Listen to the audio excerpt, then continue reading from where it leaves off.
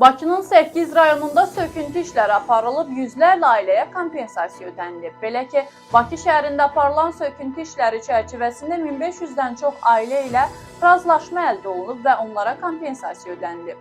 Bunu açıqlamasında Azərbaycan Qiymətləndiricilər Cəmiyyətinin sədri Vüqar Oruc deyib. Onun sözlərinə görə proses Bakı şəhərinin 2040-cı ilədək inkişafına dair baş planına uyğun həyata keçirilir.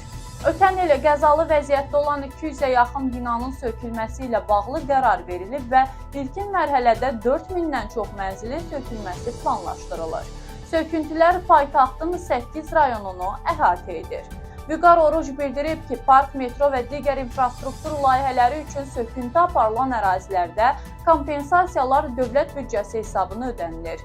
Yeni tikililər üçün isə investorlar və tikinti şirkətləri sakinlərlə danışıqlar aparır və müəyyən edilmiş məbləği təklif edirlər. O qeyd edib ki, kompensasiyanın müstəqil qiymətləndiricilər tərəfindən müəyyən edilməsi daha ədalətli olar. Çünki investor daha az ödəməyə, dövlət isə büdcə qənaətinə üstünlük verə bilər. Prosesin 2026-cı illə məhdudlaşdırılmayacağı və növbəti illərdə davam etdiriləcəyi bildirilir. Məqsəd köhnə və qəzalı binaların sökülməsi, vətəndaş təhlükəsizliyinin təmin edilməsi və paytaxtın yenilənməsidir.